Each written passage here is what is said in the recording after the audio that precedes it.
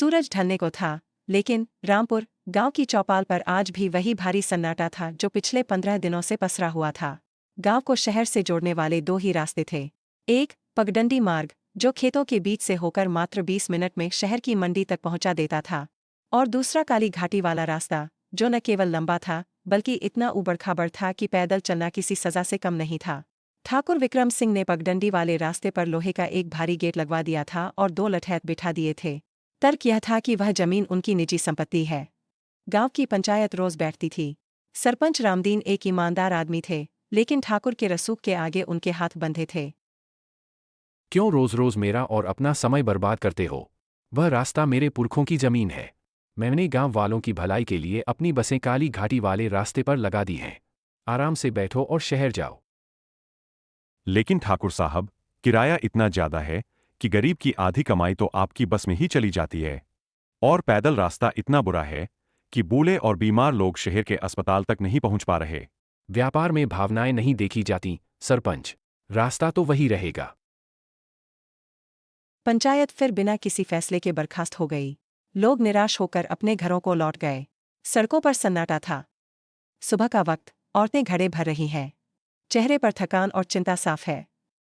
अरे ओ बिंदिया की माँ, आज फिर मंडी नहीं जा पाई क्या? कल सुना था तेरी टोकरी भर टमाटर सड़ रही हैं।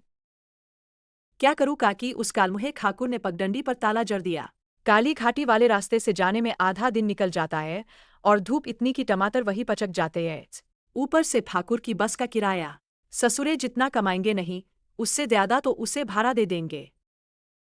सुना है ठाकुर कहता है कि जमीन उसकी है, पर हमारे पुरखे तो इसी रास्ते से शहर जाते थे। पंचायत भी तो डरती है उससे, रोज बैठती है और बस चाय पीकर रुक जाती है। हुजूर, इस हफ्ते बस की कमाई 3 गुना बढ़ गई है। लोग मरता क्या न करता, बस में ही चढ़ रहे हैं। इन्हें इतना लाचार कर दो कि ये पगडंडी वाले रास्ते का नाम ही भूल जाए।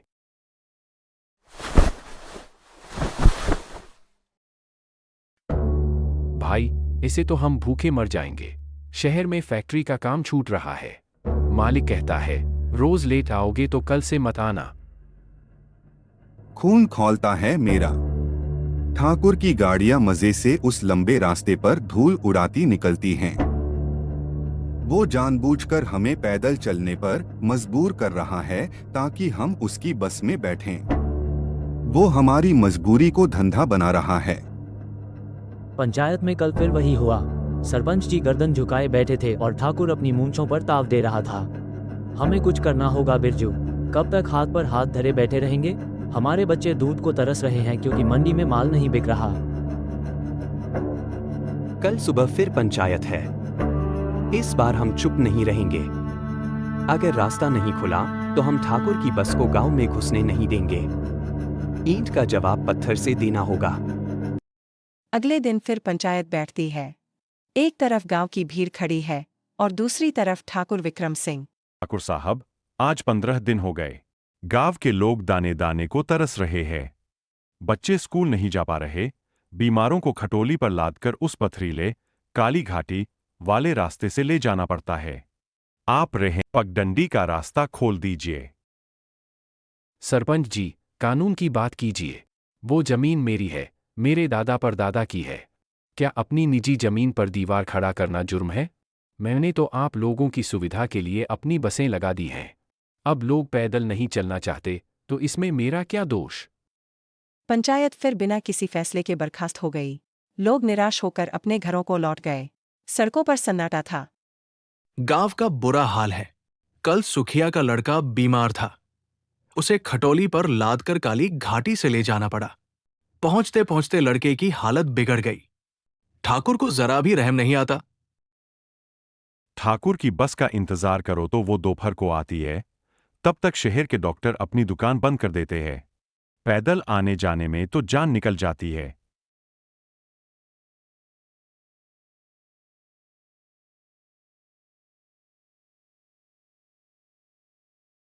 मास्टर जी, आपने तो दुनिया देखी है। क्या ये कानून सही है? क्या कोई पुरखों की पगडंडी को ऐसे बंद कर सकता है?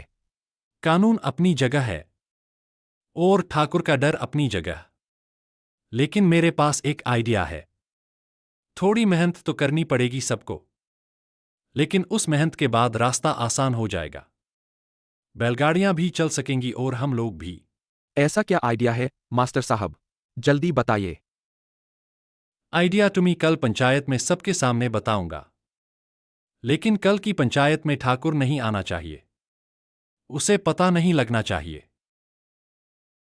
तो ठीक है, कल सुबह फिर से पंचायत होगी, सब लोगों को आना है। मास्टर जी ने इस मुसीबत से बचने के लिए क्या हल निकाला, ये जानने के लिए वीडियो को लाइक करें और चैनल को सब्सक्राइब करें। तो आइए देखते हैं मास्टर साहब ने इस मुसीबत का क्या हल निकाला है। जब सीधा रास्ता बंद हो जाए तो नया रास्ता बनाना पड़ता है।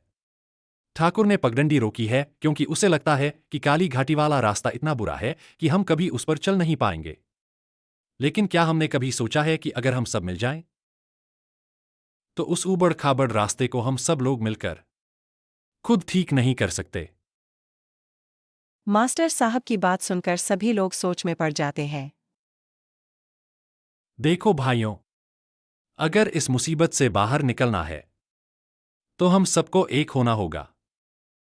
हम लोग चाहे तो मिलकर उस रास्ते को ऐसा बना दे कि उस पर बच्चे बूढ़े बैलगाड़ियां आसानी से चल सके और रास्ता भी छोटा हो जाएगा।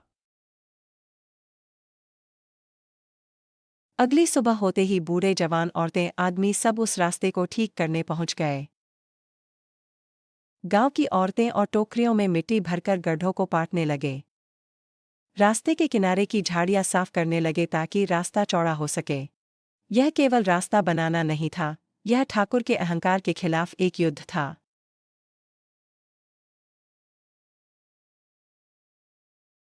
उधर हवेली में उसका मुनीम हाफता हुआ आया। गजब हो गया हुजूर, अनर्थ हो गया। हुजूर, पूरा गांव काली घाटी पर जमा है। वे लोग रास्ता बना रहे हैं।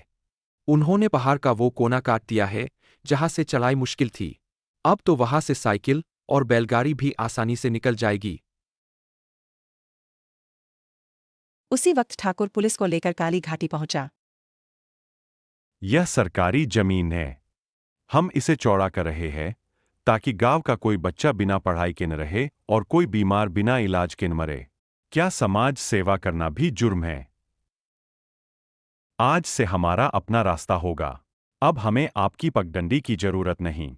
आप अपना गेट संभाल कर रखिए, हम अपना पसीना बहाकर अपनी मंजिल खुद ढूंढ लेंगे। 3 दिन और 3 रात की मेहनत के बाद काली घाटी का वह लंबा और डरावना रास्ता अब एक सुगम सड़क में तब्दील हो चुका था। दूरी भले ही पगडंडी से थोड़ी ज्यादा थी, लेकिन अब वहां न तो पत्थर थे और न ही ठाकुर का डर। आपको हमारी कहानी कैसी लगी कमेंट करके जरूर बताइएगा और वीडियो को लाइक और चैनल को सब्सक्राइब करना ना भूलें।